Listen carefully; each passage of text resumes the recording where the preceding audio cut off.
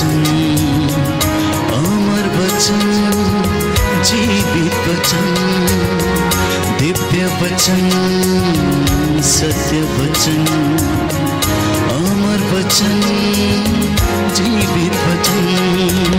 साई दा बामा बनी दा बामा बगरे जनी रे जनी रे जनी रे जनी रे सा।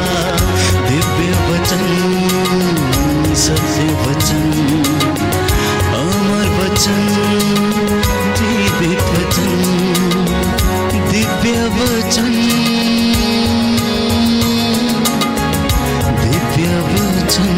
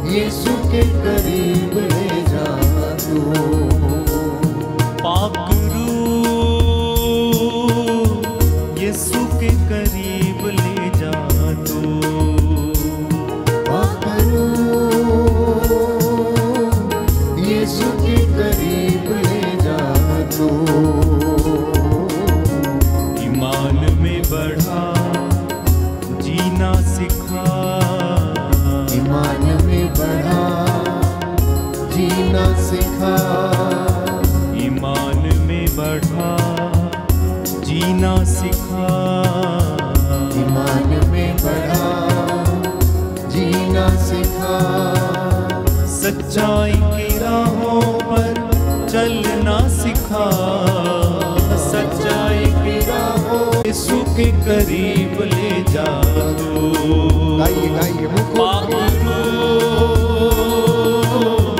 यीशु के करीब ले जा तू, विश्वास के साथ पागलू यीशु के करीब ले जा तू।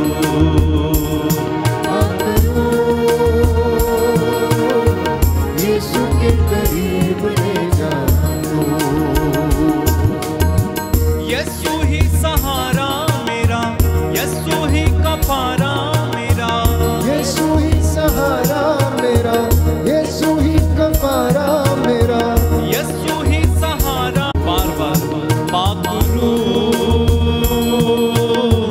यीशु के करीब ले जा तू, पागलू यीशु के करीब ले जा तू, पागलू यीशु के करीब ले जा तू। Hallelujah, hallelujah. प्रभु कहता है, प्रभु कहता है, जो मेरी ये बातें सुनता जो मेरी ये बातें सुनता और उन पर चलता है, और उन पर चलता है, वह उस समझदार मनुष्य के सदृश है वह उस समझदार मनुष्य के सदृश जिसने चट्टान पर अपना घर बनाया। जिसने चट्टान पर अपना घर बनाया। Hallelujah, hallelujah, hallelujah, hallelujah, hallelujah, hallelujah, hallelujah. Hallelujah. प्रभु कहता है, प्रभु कहता है, मैंने कितनी बार चाहा मैंने कितनी बार चाहा कि कि तेरी संतान को तेरी संतान एकत्र कर लूं, एकत्र कर लूं, जैसे मुर्गी जैसे मुर्गी अपने चूजों को अपने चूजों अपने को डैनों के नीचे अपने डैनों के नीचे एकत्र कर लेती है, एकत्र कर लेती है। परंतु तुम लोगों ने इनकार कर दिया। इनकार कर दिया। जो छोटी से छोटी बात में जो छोटी से छोटी बात में ईमानदार है, ईमानदार है, प्रभु कहता है प्रभु कहता है, वह बड़ी बातों में भी वह बड़ी बातों में ईमानदार है। ईमानदार है, जो छोटी से छोटी बातों में जो छोटी से छोटी बातों में बेईमान है, बेईमान है, वह बड़ी बातों में भी बड़ी बातों में बेईमान है। बेईमान है। Hallelujah, hallelujah, hallelujah, hallelujah, hallelujah. Hallelujah. प्रियजनों, प्रभु के लिए सब कुछ संभव है और ये काम वो अपने आत्मा के सामर्थ्य से हमारे जीवन में प्रकट करता है। हमारे किसी पुण्य के कारण नहीं, परंतु ईश्वर के आत्मा के सामर्थ्य से, उसकी ताकत से, रूह के अभिषेक से प्यारे भाई प्यारी बहन वो हमारे जीवन में ये कार्य संपन्न करता है। इसलिए बाइबल हमें कहती है कि हमें उस मुक्ति के लिए तरसते रहना चाहिए, डरते कांपते हुए अपनी मुक्ति के लिए। संत पौलुस लिखता है आप प्रयत्न करते रहो। कहता है मैं भी ऐसा ही करता हूं। अगर आप वचन पढ़ेंगे फिलिपियों का पत्र अध्याय 3 पद संख्या 12, तो संत पौलुस कहता है मेरा अनुकरण करें।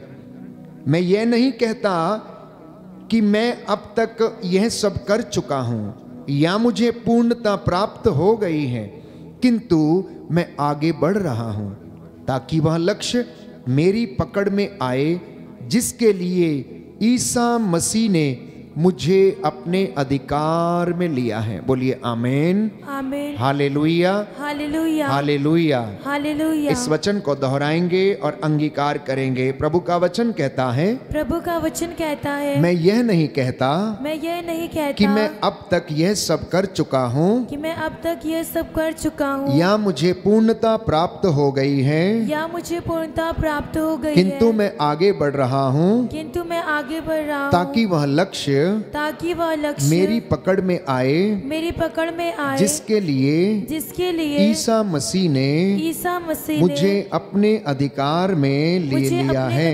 मुझे अपने अधिकार में लिया है। Hallelujah, hallelujah, hallelujah, hallelujah, hallelujah, hallelujah. तो यही बात संत पौलुस कहता है आप मेरे साथ भी कहा करो। कहता हम प्रयासरत हैं, हम प्रयास कर रहे हैं कि वो लक्ष्य मेरी पकड़ में आ जाए।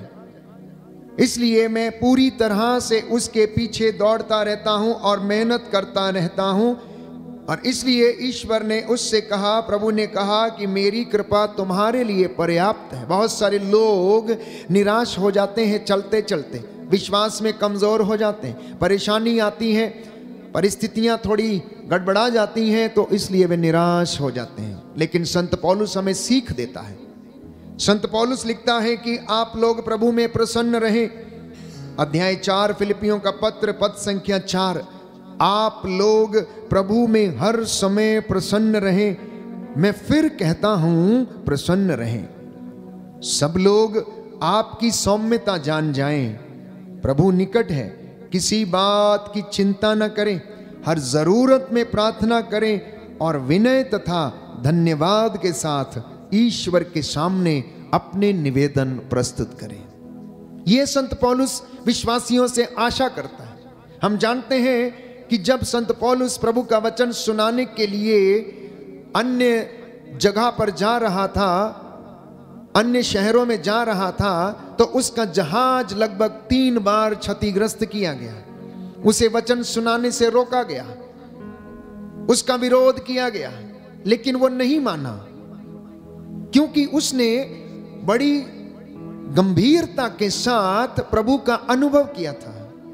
जब उसका एनकाउंटर प्रभु के साथ हो गया था, तो उसने उस सामर्थ्य को अपने जीवन में अनुभव किया था। और अनुभव कर लेने के बाद वो लिखता है और कहता है, इतना ही नहीं, मैं प्रभु ईसा मसीह को जानना सर्वश्रेष्ठ लाभ मानता हूं और इस ज्ञान की तुलना में हर वस्तु को हानि ही मानता हूं। उन्हीं के लिए मैंने सब कुछ छोड़ दिया और उसे कूड़ा समझता हूं। Hallelujah, hallelujah. दाहिना हाथ उठाकर वचन दोहराएंगे। प्रभु का वचन कहता है, प्रभु का वचन कहता है, फिलिपियों का पत्र अध्याय 3 पद संख्या 8, इतना ही नहीं, मैं प्रभु ईसा मसीह को जानना सर्वश्रेष्ठ लाभ मानता हूँ और इस ज्ञान की तुलना में हर वस्तु को हानि ही मानता हूँ। उन्हीं के लिए मैंने सब कुछ छोड़ दिया है और उसे कूड़ा समझता हूँ। Hallelujah, hallelujah, hallelujah, hallelujah. तो ये बात संत पौलुस के अंदर से निकलती है जब वो यीशु को अपनी जिंदगी में अनुभव करता है। एक बार उसे अनुभव कर लेने के बाद वो हर चीज को जो संसार में उपलब्ध है उसके लिए उसको वह कूड़ा समझता है और ईश्वर के ज्ञान को वो लाभ मानता है। ईसा मसीह को जान लेना वो लाभ समझता है। यही हमसे भी आशा की जाती है प्यारे भाइयों और बहनों। तो लिखता है कि मेरा ईश्वर आप लोगों को ईसा मसीह के द्वारा महिमान्वित कर उदारता पूर्वक आपकी सब आवश्यकताओं को पूरा करेगा। इसलिए घबराना नहीं, चिंता नहीं करना। कष्ट में है प्रार्थना करिए, अगर आप सुखी हैं धन्यवाद दीजिए। निरंतर अपने निवेदन प्रार्थनाएं प्रभु के चरणों में समर्पित करते रहें। प्यारे भाइयों और बहनों, जो ऐसा नहीं कर पाते हैं, प्रभु का वचन हमें बताता है, संत पौलुस लिखता है, क्योंकि जैसा कि मैं आपसे बार बार कह चुका हूं और अब रोते हुए कहता हूं, बहुत से लोग ऐसा आचरण करते हैं कि मसीह के क्रूस के शत्रु बन जाते हैं। उनका सर्वनाश निश्चित है। वे भोजन को अपना ईश्वर बना लेते हैं और ऐसी बातों पर गर्व करते हैं जिन पर लज्जा करनी चाहिए। उनका मन संसार की चीजों में लगा हुआ है। मनन चिंतन का विषय है, मनन चिंतन का विषय है कि संत पौलुस विश्वासियों को यह समझाता है कि आप लोग ऐसी बातों की चिंता किया करें जो ईश्वर को प्रिय है। आप ऊपर की बातों की चिंता किया करें, धार्मिकता की खोज किया करें। एक विश्वासी को जो चीजें परमेश्वर में रह के देखना चाहिए वो विश्वास से परिपूर्ण होकर देखना और उसे अनुभव करना चाहिए। नहीं तो अगर हम सांसारिक आत्मा से संचालित होकर कार्य करते हैं तो हम प्रभु को फिर से क्रूस पर आरोपित करते हैं।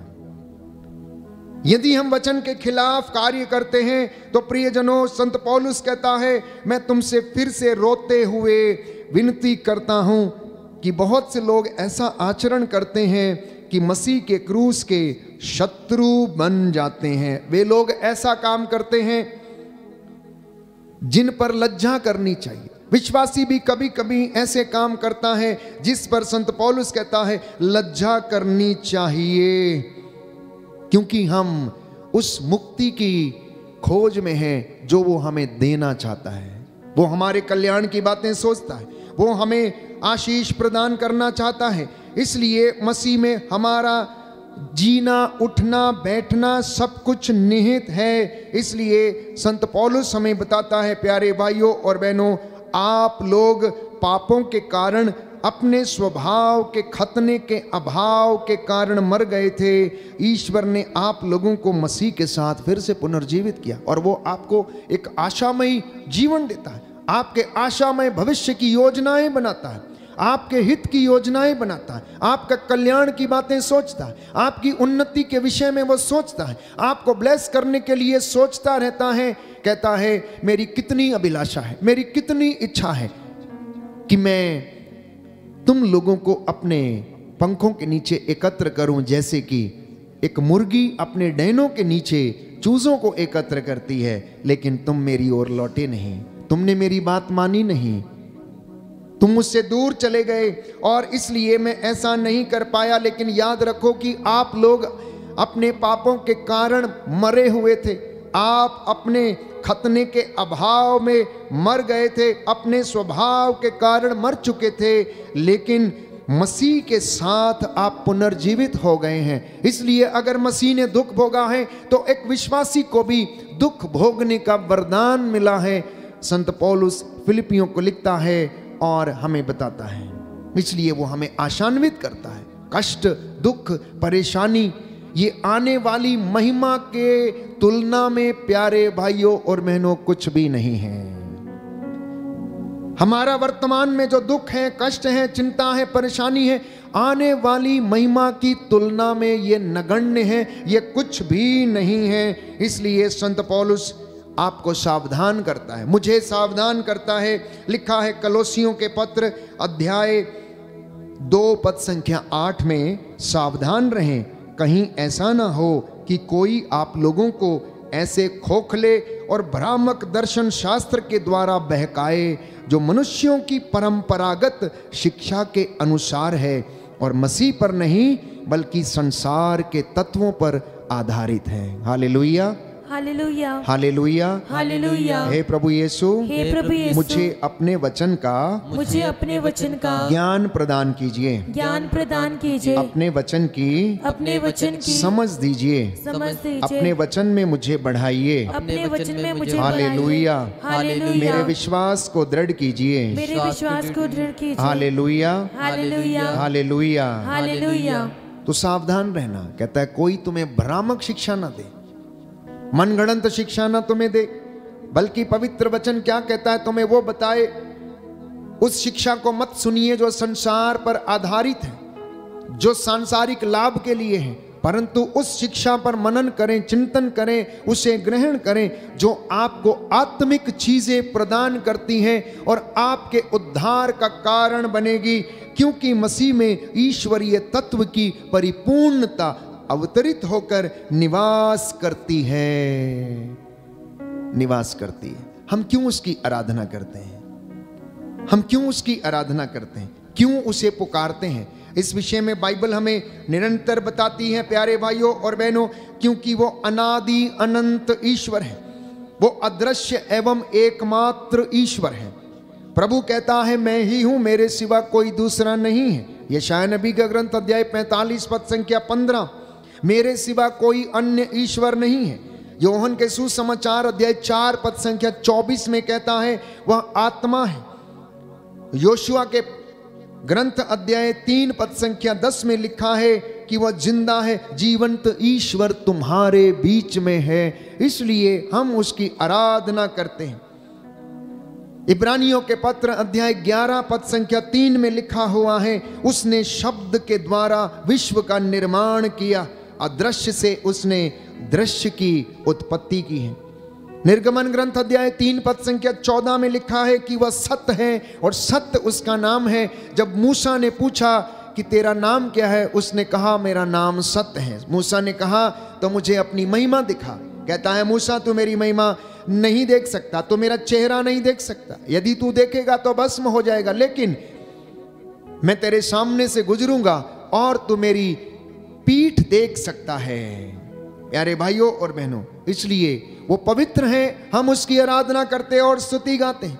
लिखा है कि वह सब जगह विद्यमान है। स्तोत्र संख्या 139 पद संख्या 7 से 12 में, साम नंबर 139 वर्स 7 to 12 ये लिखा है कि वह सब जगह विद्यमान है, इसलिए हम उसकी आराधना करते हैं। That's why we worship God, that's why we worship Christ। हम इस पावन रोटी में, इस पवित्र संस्कार में उसकी आराधना करते हैं, क्योंकि वह जीवितों का ईश्वर है, उसके लिए कुछ भी असंभव नहीं है। लिखा है सुक्ति ग्रंथ अध्याय 15 पद संख्या 3 कि वह सब जगह उपस्थित हैं, उसकी आंखें सब कुछ देखती हैं।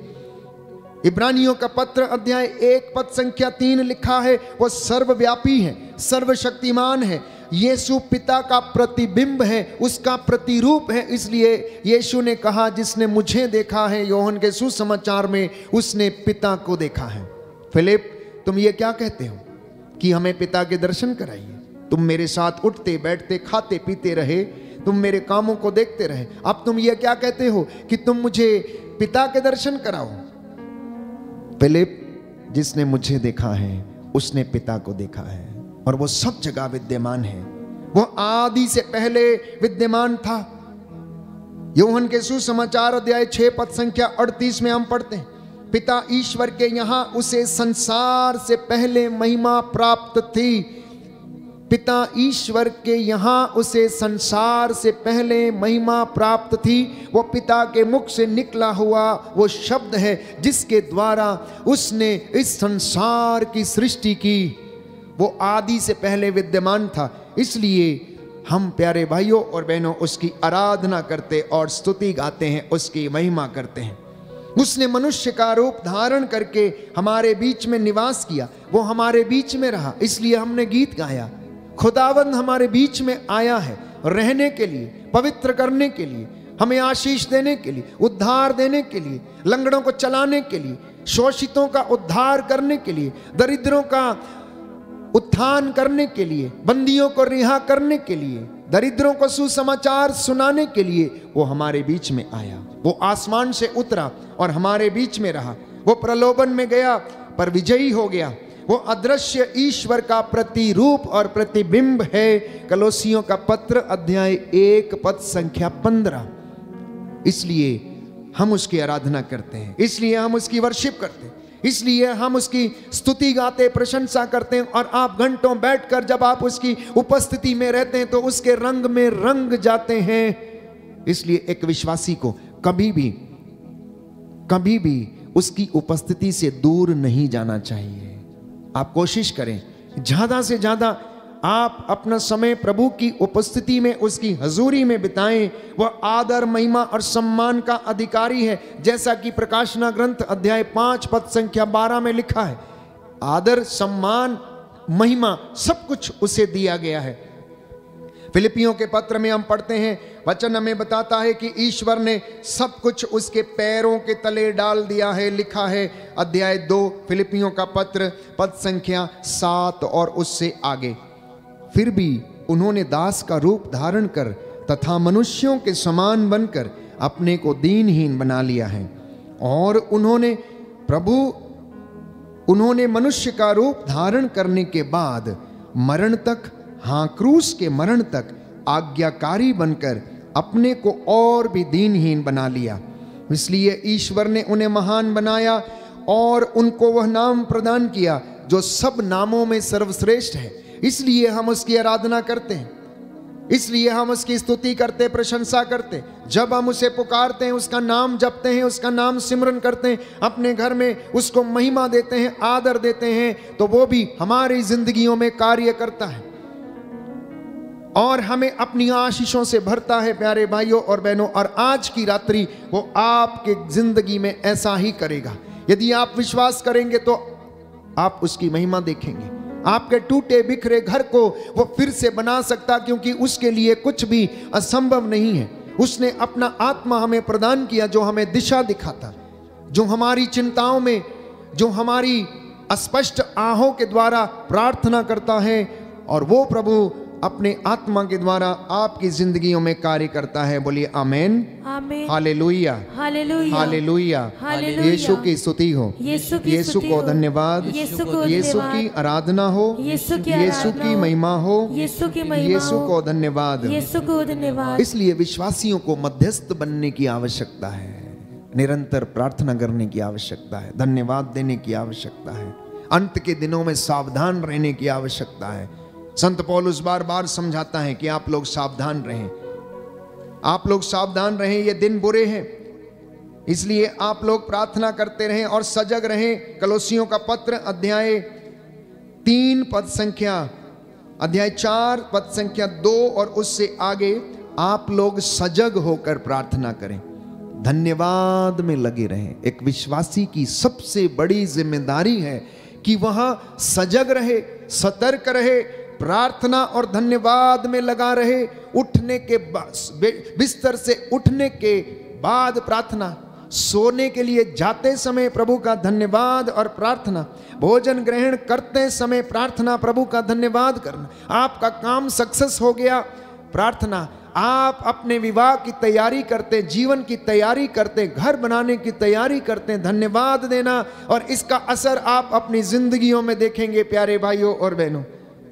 क्योंकि वो अपने वादे से कभी मुकरता नहीं है। कहता याद करो, तुम मुझे पुकारो, मैं सुनूंगा और मैं तुम्हें उत्तर दूंगा।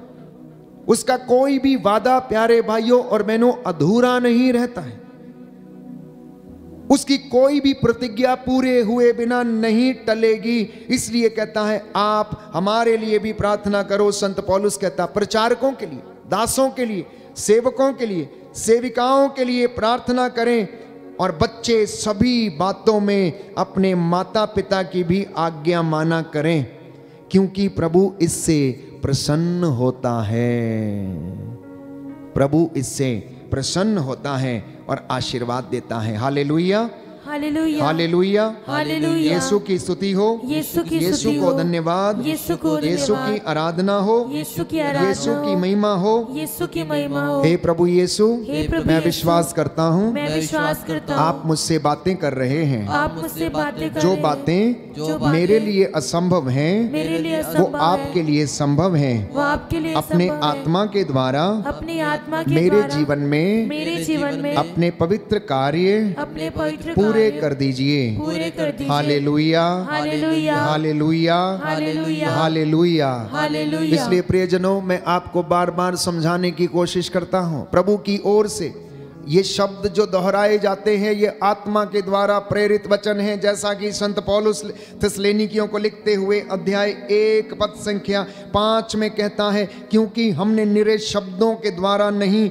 बल्कि सामर्थ्य, पवित्र आत्मा तथा दृढ़ विश्वास के साथ आप लोगों को सुसमाचार सुनाया। किसके साथ? आत्मा के साथ, ईश्वर के सामर्थ्य से, पवित्र आत्मा से परिपूर्ण होकर आत्मा के वचनों को आप लोगों को हमने सुनाया। आप लोग जानते हैं कि आपके कल्याण के लिए हमारा आचरण आपके यहाँ पर कैसा था। संत पौलुस थिस्सलुनीकियों को बताने का प्रयास करता है। इसलिए जब हम प्रभु ईसा मसीह के आगमन पर उनके सामने खड़े होंगे तो आप लोगों को छोड़कर हमारी आशा या आनंद, गौरवपूर्ण मुकुट क्या हो सकता है, क्योंकि आप लोग ही हमारे गौरव हैं और हमारे आनंद हैं। प्रभु के दास आज इस बात को उसकी ओर से कहते हैं, प्रभु की ओर से, कि आप लोग प्रभु का आनंद हैं। वो आपके कारण आनंद मनाता है, वो आपके कारण खुश होता है। जब आप लोग सुखी रहते हैं, जब आप उसकी कृपा में बढ़ते हैं, तो परमेश्वर आनंद मनाता है। ठीक वैसे जैसे मम्मी पापा अपने बच्चों की उन्नति पर आनंद मनाते हैं, उनकी सफलता से वो आनंदित होते हैं, वैसे ही परमेश्वर भी अपने बच्चों की आध्यात्मिकता, उनकी धार्मिकता, उनकी पवित्रता और उनकी उन्नति के कारण, बाइबल कहती है, वो आनंद मनाता है। कहता है, मुझे इनकी भलाई करने में आनंद आता है। ये परमेश्वर का स्वभाव है, ये परमेश्वर की विशेषता है, ये उस सर्वशक्तिमान ईश्वर की, प्यारे भाइयों और बहनों, विशेषता है कि वो आपकी भलाई करने में उसे आनंद आता है। इंसान दूसरों को गिराने में आनंद पाता है, उनसे ईर्ष्या करने, लड़ाई झगड़ा करने में उसे आनंद आता है, लेकिन परमेश्वर का स्वभाव है कि वो इंसान की भलाई करने में उसे आनंद आता है। आप सोचते होंगे ये कैसे संभव है, ये कैसे हो सकता है? विश्वास करेंगे तो ईश्वर की महिमा देखेंगे, क्योंकि उसकी आत्मा जो हमें दिशा प्रदान करती है, जो हमें सामर्थ्य देती है, वो सब कुछ कर सकती है। आपकी जिंदगियों में जो दुख के पहाड़ हैं, उसे प्यारे भाइयों और बहनों विश्वास के कारण आप हटा सकते हैं। आपकी जीवन में जो अंधकार है, उसकी रूह की ताकत से आप उसे हटा सकते हैं। आप अपनी जिंदगी में जो दुख और कष्ट अनुभव करते हैं, वो पवित्र आत्मा के सामर्थ्य से आपकी जिंदगी से हट जाएगा। इसमें आपका विश्वास प्रभु में मजबूत बना रहे, बस परमेश्वर हमसे यही चाहता है, यही चाहता है। इसलिए चेलों की तरह हम लोग अविश्वासी नहीं, थॉमस की तरह अविश्वासी नहीं, परंतु विश्वास करें। एक सुंदर गीत हम गाते हैं, ये ना जोर से, ना ये ताकत से, ना किसी बात से, परंतु तेरी रूह से ये हो जाएगा। प्रभु से कहना, हे प्रभु, तेरी रूह से, तेरी आत्मा से मेरी जिंदगी में ये सामर्थ्य और ये महिमा प्रकट हो जाएगी। लंगड़े चलने लगेंगे, बहरे सुनने लगेंगे, गूंगे बोलने लगेंगे, अंधकार मिट जाएगा, मेरा कर्ज मिट जाएगा। प्रभु, मैं विश्वास करता हूं, तेरे नाम पर आज्ञा देता हूं, ये गंदी दुष्ट आत्माएं मेरे जीवन से निकलें और तेरी आत्मा मुझ में कार्य करे। हम इस गीत को गाकर प्रभु को महिमा देंगे और उसकी आशीष हमारे जीवन में प्रकट हो जाए। तो विश्वास करना और मूसा के जैसे मध्यस्थ बनना, मूसा के जैसे मध्यस्थ बनना।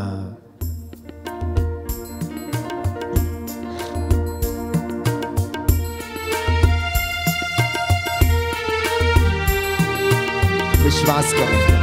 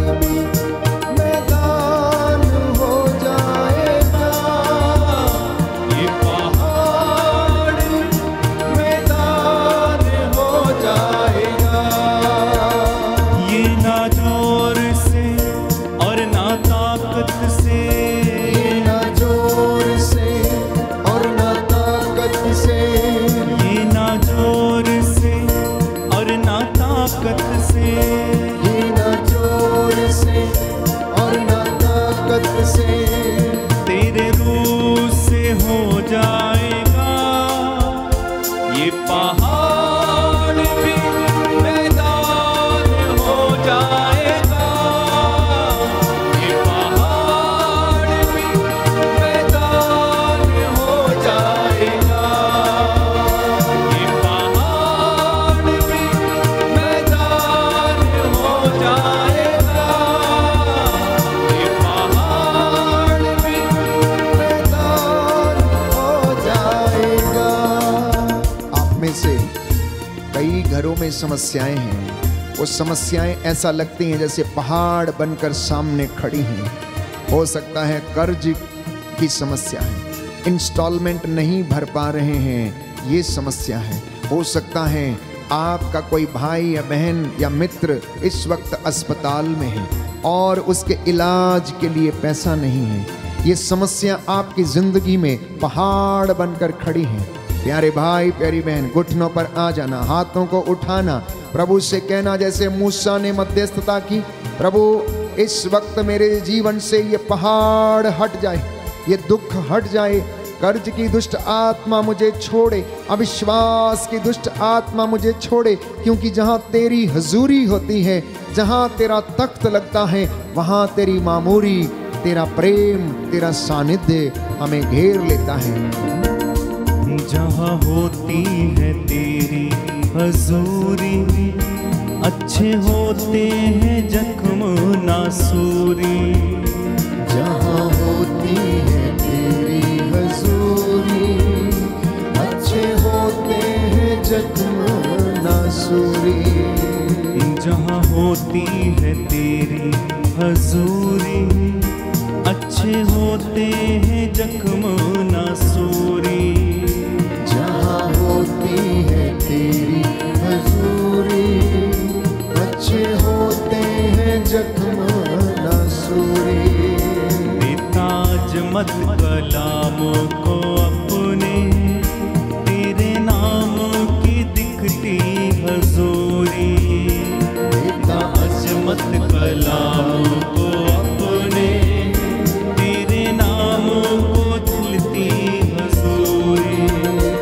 लंगड़ा चलेगा, गूंगा भी बोलेगा, लंगड़ा चलेगा, गूंगा भी बोलेगा। ये पहाड़ भी मैदान हो जाएगा, ये पहाड़ भी मैदान हो जाएगा, ये पहाड़ भी मैदान हो जाएगा, ये पहाड़ भी मैदान हो जाएगा।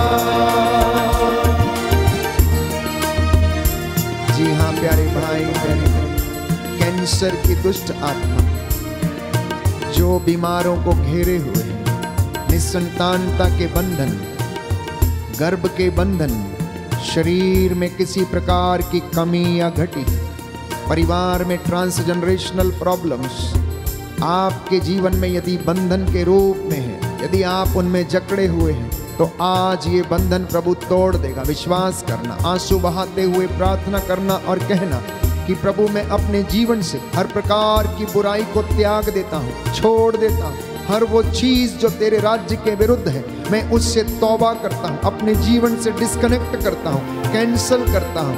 रीढ़ की हड्डी की समस्या, माइग्रेन की समस्या, अस्थमा के रोग, नशे और ड्रग्स के सेवन के रोग, धूम्रपान के रोग, अश्लीलता के रोग, यीशु के नाम पर आपकी जिंदगी से अभी और इसी वक्त निकले, क्रूस के नीचे जल के राख हो जाएं और ये पहाड़ आपकी जिंदगी से टल जाए।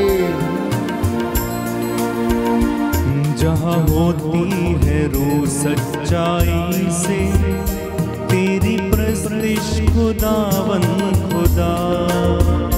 जहाँ होती है रूह सच्चाई से, तेरी प्रस्तिश खुदावन खुदा। जहाँ होती है रूह सच्चाई से तेरी प्रस्तिश खुदावन खुदा। जहाँ होती है रूह सच्चाई से तेरी प्रस्तिश खुदावन खुदा। तेरा तख्त वहाँ लगता है कलामों में ये ही पढ़ा। तेरा तख्त वहाँ लगता है कलामों में ये ही पढ़ा। फरियादी को भी इंसाफ मिल जाएगा। फरियादी को भी इंसाफ मिल जाएगा। ये पहाड़ भी मैदान हो जाएगा। ये पहाड़ भी मैदान हो जाएगा। ये पहाड़ भी मैदान हो जाएगा। ये पहाड़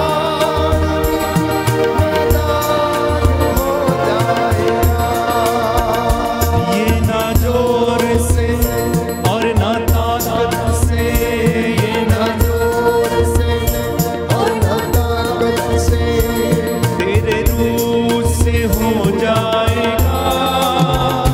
ये पहाड़ भी मैदान हो जाएगा। ये पहाड़ भी मैदान हो जाएगा। ये पहाड़ भी मैदान हो जाएगा। ये पहाड़ भी मैदान हो जाएगा। ये पहाड़ भी मैदान हो जाएगा। ये पहाड़ भी मैदान हो जाएगा। कोई है जो इस वक्त रो रो कर प्रार्थना कर रहा था, कोर्ट कचहरियों के केसेस में फंसा हुआ है ये व्यक्ति। ये पहाड़ आपके सामने से टल जाएगा। प्रभु आपके लिए न्याय की व्यवस्था करने का वादा करता है। वो आपके लिए न्याय का प्रबंध करेगा, इसलिए आप उसके साथ जुड़े रहना। जितने वचन आपने सुने हैं उनको पवित्र आत्मा के द्वारा ग्रहण करना। कोई है जो संतान के वरदान के लिए प्रार्थना कर रहा था, प्रभु से जुड़े रहना, निरंतर प्रसन्न रहना, धन्यवाद देना। प्रभु आपको संतान के वरदान से इस वक्त भर रहा है। उसने आपकी प्रार्थना को कबूल किया है।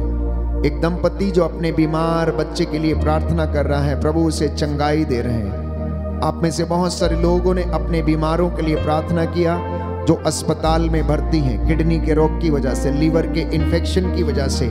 प्रभु उन लोगों को चंगाई प्रदान करे। बहुत सारे लोग अपने आचरण के द्वारा यीशु को क्रूसित करते हैं, दुख पहुंचाते हैं। मैं आप सबके लिए प्रार्थना करता हूं कि प्रभु आपको क्षमा करे।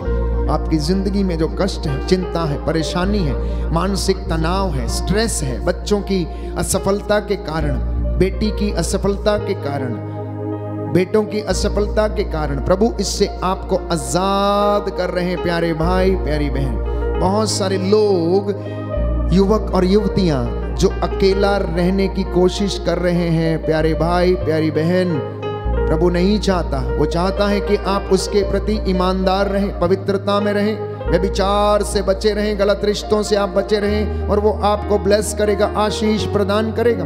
आपकी जिंदगी में जो इस वक्त कष्ट है, दुख है, पीड़ा है, वो जो पहाड़ के रूप में आपके सामने खड़ा है, प्रार्थना करना और वो टल जाएगा। प्यारे भाई, प्यारी बहन, वो टल जाएगा। ये पहाड़ भी मैदान हो जाएगा। ये पहाड़ भी मैदान हो जाएगा। ये पहाड़ भी यस लॉर्ड, मैदान हो जाएगा।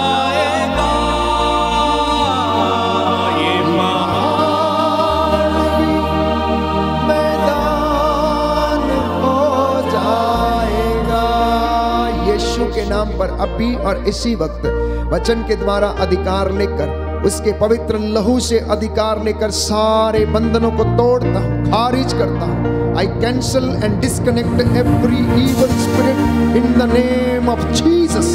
यीशु के नाम पर हर प्रकार की अंधकार की शक्तियों को उसके पवित्र वचन के द्वारा अधिकार लेकर आदेश देता हूं, आपके जीवन से, आपके परिवार से, आपके बच्चों के जीवन से निकले, क्रूस के नीचे जल के राख हो जाएं। गरीबी की दुष्ट आत्मा, बेरोजगारी की दुष्ट आत्मा, असफलता की दुष्ट आत्मा, उन्नति नहीं कर पाने की दुष्ट आत्माएं, नशा, ड्रग्स और अनेक प्रकार के बंधनों से जकड़े हुए लोगों को यीशु के नाम पर अभी और इसी वक्त आजाद करते हैं।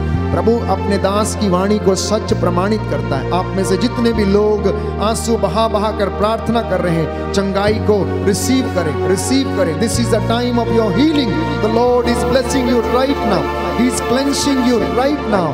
He is filling you with His power of the Holy Spirit। वो आपको अपने पवित्र आत्मा के सामर्थ्य से भर रहा है। आपकी गाड़ी, मोटर, बंगला, आपके घर, आपकी आटा गूंदने की परात, आपके सोने वाला बिस्तर, आपका शयन कक्ष यीशु के पवित्र सामर्थी आत्मा के सामर्थ्य से भर जाए, भर जाए, भर जाए, भर जाए। Be healed and cleansed in the name of Jesus। रूह की आग उतरे, मसा उतरे और आप लोगों को अपनी महिमा से भर दे। आपकी जिंदगी से हर प्रकार का पहाड़ हट जाए। दुख, बीमारी, रोग, कष्ट, तनाव, ईर्ष्या, द्वेष, घृणा, दलबंदी, हर प्रकार की दुष्ट आत्माएं छोड़ें और जाएं। प्रभु ये पहाड़ इनकी जिंदगियों से हट जाए। ये पहाड़ भी मैदान हो जाएगा। Yes, Lord। ये पहाड़ भी मैदान हो जाएगा। ये पहाड़